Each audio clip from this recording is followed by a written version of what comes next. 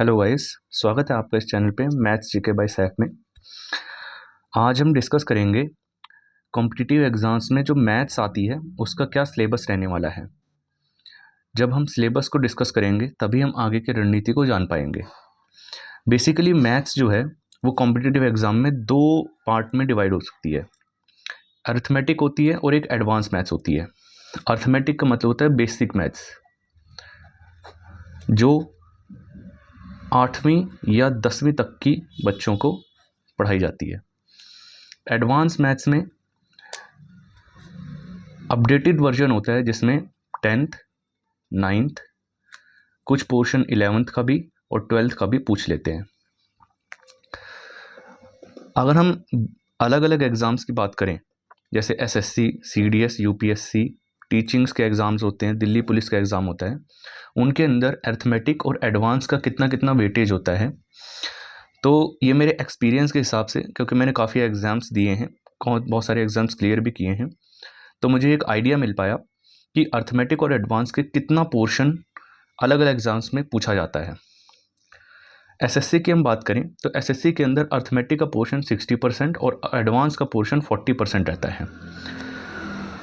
CDS में 50-50 रहता है ये।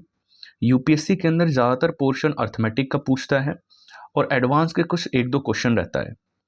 टीचिंग के एग्ज़ाम्स में एसएससी का पोर्शन, एसएससी का ही जो सिलेबस है वो टीचिंग का सिलेबस फॉलो करता है, 60-40 रेशियो रहता है। दिल्ली पुलिस के अंदर ज़्यादातर बेसिक मैथ्स पूछता है जो कि अरिथमेटिक होती है और 30% एडवांस मैथ्स पूछता है।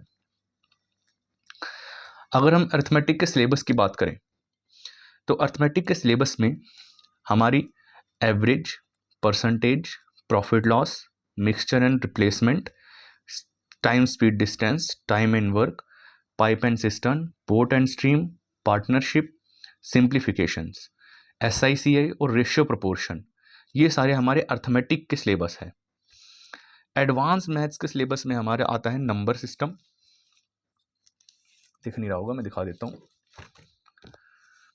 एडवांस मैथ्स का सिलेबस रहता है, उसके अंदर नंबर सिस्टम आता है, ट्रिग्नोमेट्री जो कि हम 10th में पढ़ते हैं, 10th और 9th के अंदर हम ट्रिग्नोमेट्री को पढ़ते हैं, अलजेब्रा, ज्योमेट्री, मेंसुरेशन, प्रोबेबिलिटी और कोऑर्डिनेट ज्योमेट्री जैसे टॉपिक्स एडवांस मैथ्स में कवर होते हैं।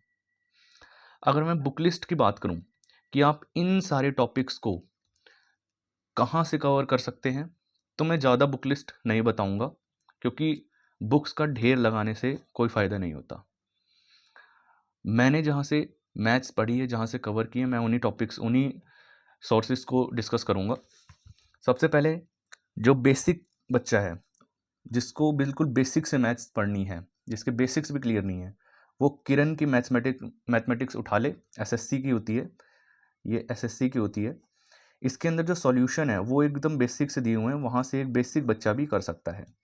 इसके अंदर पीवाईक्यूज ही दे रखे हैं सारे। एसएससी के अंदर जितने भी एग्ज़ाम्स होते हैं वो सारे पीवाईक्यूज दे रखे हैं, जिससे आपको ये पता चल पाएगा कि एग्ज़ाम ओरिएंटेड क्वेश्चंस क्या क्या रहते हैं, कौन कौन से एग्ज़ाम्स में क्वेश्चन पूछे जाते हैं और उनको किस तरीके से बेसिक लेवल से बनाया जाता है।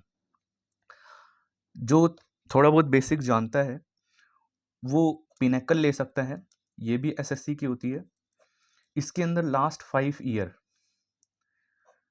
के पीवाईक्यूज होते हैं और शॉर्ट ट्रिक्स भी होती हैं कुछ। तो जो बच्चा थोड़ा एडवांस्ड है, जिसके बेसिक क्लियर है, वो पिनेकल ले सकता है। और एक बुक आती है मैथ्स बाय आभास सैनी, ये एक यूट्यूब वीडियो है, यूट्यूब चैनल है, इसको फॉलो कर सकता है। इनके बुक्स भी हैं, उसको भी फॉलो कर सकता है। बेसिक और एडवांस दोनों लेवल का बच्चा इस बुक को फॉलो कर सकता है। अगर वीडियो अच्छी लगी हो